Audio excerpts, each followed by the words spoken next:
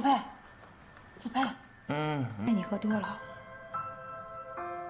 Halo teman-teman, selamat datang kembali di channelnya One Trisna Story. Apa kabar? Semoga semuanya sehat-sehat selalu. Di video kali ini, Wawan akan melanjutkan pembahasan alur cerita Put Your Head on My Shoulder chapter 6. Langsung saja tanpa berlama-lama, mari kita mulai.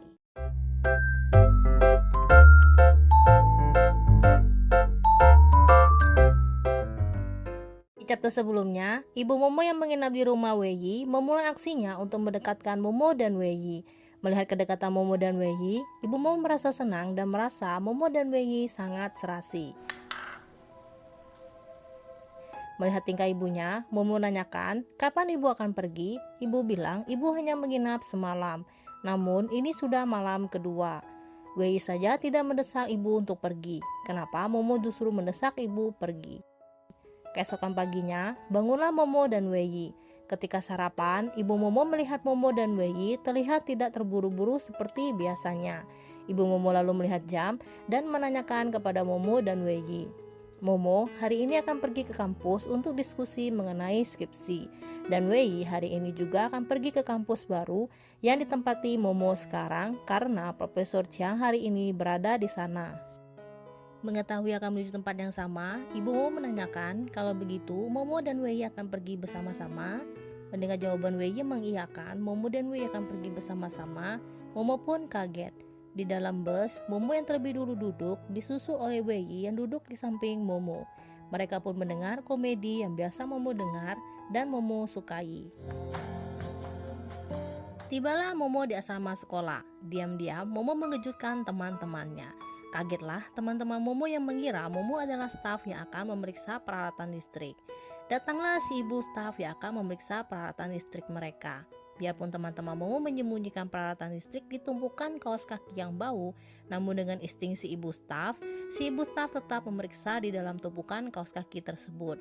Dan benar saja, ibu staf mendapati peralatan listrik di sana. Tanpa rasa ampun, ibu staf menyita peralatan listrik tersebut, menyuruh Momo dan teman-teman Momo mengambil peralatan listrik tersebut setelah lulus nanti. Di rumah Wei, Fufe sedang menunggu Momo. Ketika menunggu Momo, Fufe melihat ibu Momo, menghampiri ibu Momo dan menyapa ibu Momo. Sebenarnya, ibu Momo telah mengetahui siapa Fufe. Namun, ibu Momo berpura-pura tidak mengenali Fufe. Fufe terus meyakinkan ibu Momo untuk mengingatnya. Dengan menjelaskan apakah ibu Momo lupa, Fufe dulu pernah ke rumah ibu Momo untuk mengantar rapot Momo dan di waktu itu ibu Momo juga memberi Fufe kacang kenari. Ibu Momo bergumam, sungguh sia-sia telah memberi Fufe kacang kenari tersebut. Sebelum pamit kepada Fufe, Momo datang dan melihat ibunya sedang mengobrol dengan Fufe. Cepat-cepat ibu Momo mengajak Momo untuk pulang. Oh iya. Ibu Momo tidak menyukai Fufe karena di waktu Momo SMA dulu, Momo mengurung diri di kamar dan menangis semalaman. Sejak kecil, Momo lebih bijak dari kakak dan adiknya. Momo juga jarang menangis, melakukan semuanya sendiri. Namun di waktu itu, Momo depresi cukup lama karena Fufe. Ibu dan ayah Momo hanya berharap Momo dapat hidup bahagia. Mengenai Fufe, jika Momo bersama dengan Fufe, maka Momo akan selalu memendam semuanya dalam hati dan menyelesaikan setiap masalah dengan air mata. Panjang lebar ibu Momo bicara kepada Momo yang akhirnya ibu Momo memberitahu kabar baik untuk Momo, yaitu besok ibu Momo akan pulang ke kampung halaman. Ibu Momo tidak ingin mengganggu Momo lagi. Soal urusan Momo, Momo urus masalah Momo sendiri di masa mendatang. Setibanya Wei di rumah, ibu Momo ingin berbicara kepada Wei, menyuruh Wei duduk. Besok, ibu Momo akan pulang ke kampung halaman, berharap Wei dapat menjaga Momo. Mendengar jawaban Wei yang mengiyakan untuk menjaga Momo dan mengatakan ibu Momo akan selalu disambut di rumah Wei, membuat Momo kebingungan dengan jawaban Wei tersebut. Tiba-tiba, Momo terdengar mengeluh dan mengatakan, bukankah Wei sangat pintar? Mungkin Wei dapat membantu Momo menulis skripsi. Belum sempat Wei berbicara, Momo langsung mengatakan, sudahlah Wei tak akan paham karena Momo dan Wei berbeda jurusan. Merasa diremehkan, Wei menanyakan topik skripsi Momo. Dan benar saja, Wei tidak mengerti topik skripsi Momo. Begitu juga dengan topik skripsi milik Wei, Momo juga tidak mengerti. Momo mengeluh karena Momo dimarahi oleh dosen pembimbing Momo yang memberitahu Momo, skripsi yang Momo buat tidak memiliki pemikiran personal dan ada poin yang tidak jelas. Skripsi yang Momo buat tidak berkaitan dengan masa depan akuntansi.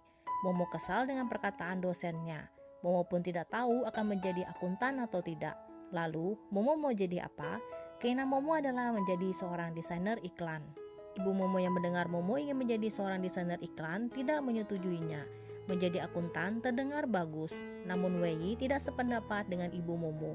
Kurasa yang lebih penting kita dapat pekerjaan yang kita sukai.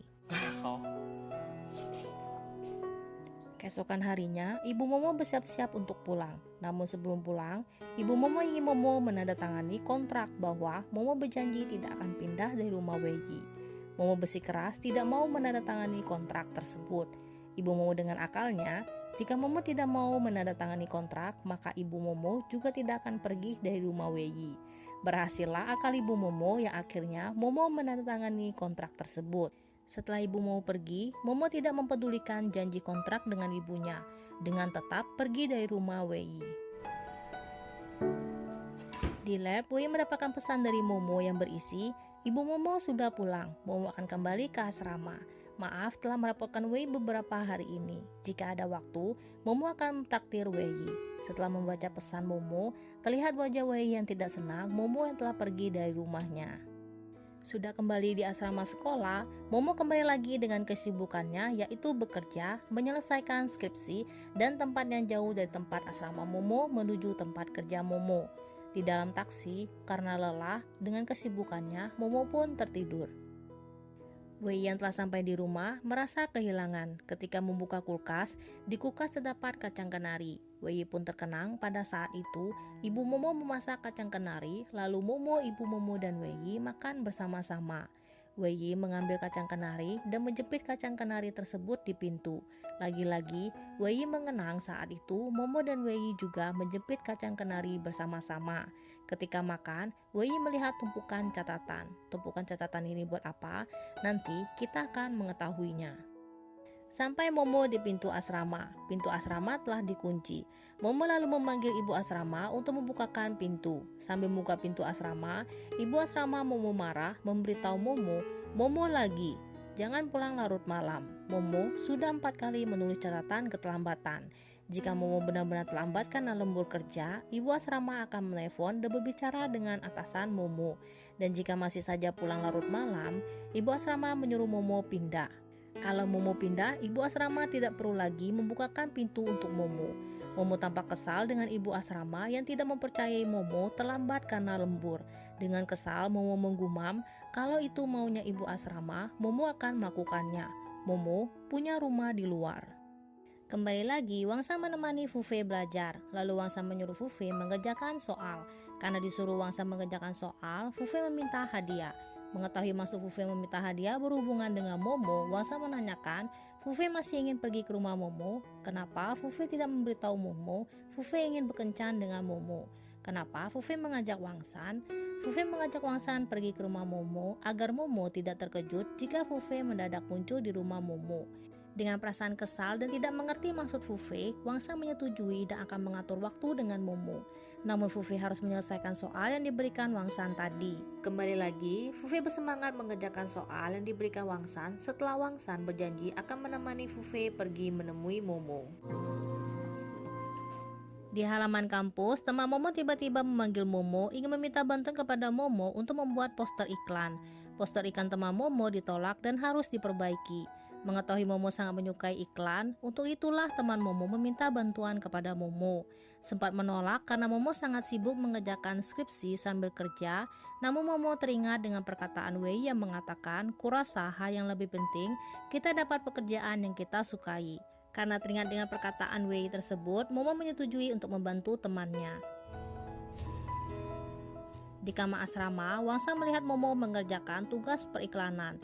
Bingung kenapa Momo mengerjakan tugas periklanan, memberitahu Momo kenapa Momo mengerjakan tugas periklanan, bagaimana dengan skripsi Momo dan pekerjaan magang Momo. Momo harus memprioritaskan mana yang lebih penting. Untuk persoalan pekerjaan magang, Momo ingin mengundurkan diri. Momo berpikir hal yang lebih penting yaitu mengerjakan sesuatu yang Momo sukai.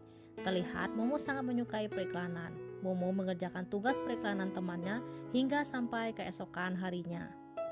Di ruangan atasan Momo, Momo menyerahkan laporan yang diminta atasannya. Atasan Momo yang menyukai kinerja Momo ingin mengangkat Momo dari karyawan magang menjadi karyawan tetap.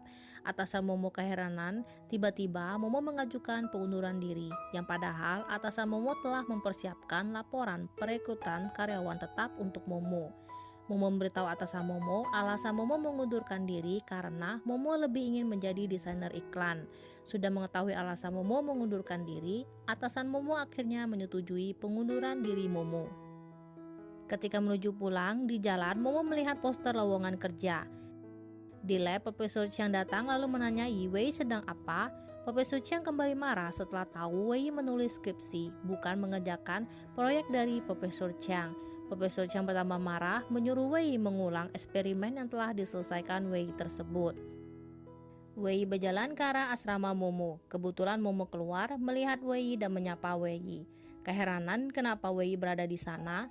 Wei beralasan Wei tersesat, sudah tidak familiar dengan daerah kampus baru. Wei menanyakan Momo pergi kemana, lalu mengajak Momo pergi bersama. Setelah mengetahui Momo akan pergi wawancara, dengan alasan Wei juga akan pergi ke arah tempat Momo wawancara. Sampai di tempat wawancara, Momo berpamitan kepada Wei untuk masuk ke dalam gedung wawancara. Wei tidak pergi, justru Wei menunggu Momo. Selesai Momo wawancara, Momo kebingungan mendapati Wei yang masih berada di tempat wawancara Momo. Mengalihkan pembicaraan, Wei menanyakan hasil wawancara Momo. Yang hasilnya, pihak wawancara menanyai kapan Momo bisa mulai bekerja. Menunggu Momo, Wei juga memberi Momo minum dan mengantar Momo sampai di depan asrama Momo. Tidak ingin berpisah dari Momo, Wei mencari alasan lagi. Masih ingat dengan tumpukan catatan ini? Tumpukan catatan digunakan Wei untuk bisa bertemu dengan Momo dengan alasan ada barang Momo yang tertinggal di rumah Wei. Untuk itu, Wei telah membawa barang yang tertinggal tersebut. Namun Wei tidak jadi memberitahu Momo. Melihat Wei mendamani di depan asrama, ibu asrama Momo menghampiri Wei dan mengira Wei ingin berjualan karena membawa tumpukan kertas. Biarpun telah dijelaskan Wei bahwa Wei bukan seorang penjual, namun ibu asrama bersikeras tetap menganggap Wei seorang penjual. Profesor Chiang keluar dari dalam asrama Momo. Mendengar perkataan ibu asrama Momo mengatai Wei seorang penjual, Profesor Chiang memberitahu ibu asrama Wei bukan seorang penjual. Wei adalah murid Profesor Chiang. Ketika akan pergi, Wei mendengar percakapan ibu asrama dengan Profesor Chiang layaknya sepasang kekasih. Merasa heran, Wei menghampiri ibu asrama Momo untuk menanyakan hubungan ibu asrama Momo dengan Profesor Chiang. Kagetlah Wei, ternyata ibu asrama Momo adalah istri Profesor Chiang. Di kamar asrama Momo, Momo berteriak kegirangan karena akhirnya skripsi Momo selesai juga. Di tengah kegirangan, Momo mendapat panggilan dari Wei yang menyuruh Momo kembali di rumah sebentar karena ibu Momo memberitahu Wei ibu Momo akan datang di rumah Wei. Yang padahal sebenarnya ibu Momo menghubungi Wei untuk memberitahu Wei ibu Momo mengirim sesuatu kepada Wei, menyuruh Wei mengecek kirimannya. Paniklah Momo, bergegas untuk siap-siap ke rumah Wei.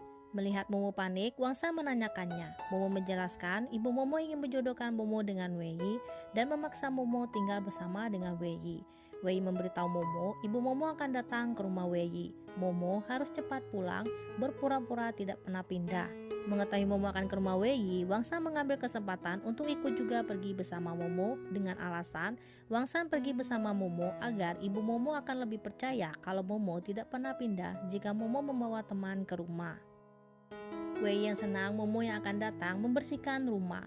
Raut wajah senang Wei berubah ketika melihat Momo datang bersama Wansan. Wei memberitahu Momo ibu Momo tidak jadi datang. Ibu Momo ada janji bermain mahjong. Ibunya tidak datang, Momo lalu pamit pulang. Wei mencoba mencegah Momo pergi, namun keduluan oleh Wangsan yang memberitahu Momo seseorang akan datang. Sebentar lagi Momo akan tahu siapa yang akan datang. Ketukan pintu berbunyi. Wangsan menyuruh Momo membuka pintu. Yang datang adalah Fufe. Kedatangan Fufe membuat Momo kaget, membuat Wei bertambah kesal, juga membuat suasana rumah Wei canggung. Momo dan Wei juga tidak menggubris Fufe. Melihat kondisi Fufe yang tidak digubris Momo dan Wei, Wangsan mencoba mencairkan suasana dengan mengajak semuanya menonton film, yang mana film di rumah Wei film horor semua. Saat menonton, terlihat Momo, Wangsan, dan Fufe ketakutan. Momo terkejut dan hampir jatuh. Wei menangkap Momo yang hampir jatuh. Fufe melihat kejadian tersebut sedih dan cemburu. Fufe menanyakan, Momo tinggal bersama dengan Wei, apakah karena dipaksa ibu Momo? Jika iya, kenapa? Kenapa Momo tidak memberitahu Fufe? Untuk apa memberitahu Fufe? Fufe bukanlah pacar Momo. Perkataan Momo membuat Fufe sedih, minum hingga mabuk, sedangkan Wei terlihat senang dengan perkataan Momo tersebut. Selesai menonton, Wei melihat Fufe mabuk, membuat minuman khusus untuk orang mabuk, menyuruh Momo membantu Wei membuat minumannya. Wang San mengajak Fufe pulang. Dalam keadaan mabuk, Fufe mengira Wang San adalah Momo. Dan inilah yang terjadi. Sampai di sini pembahasan alur cerita Put Your Head on My Shoulder chapter 6. Terima kasih bagi teman-teman yang telah menonton video ini. Jika teman-teman menyukai videonya Wan Wan, jangan lupa ya untuk like, subscribe, komen, dan share channelnya Wan Trisna Story. Akhir kata dari Wan Wan, sampai jumpa di video selanjutnya. Bye-bye.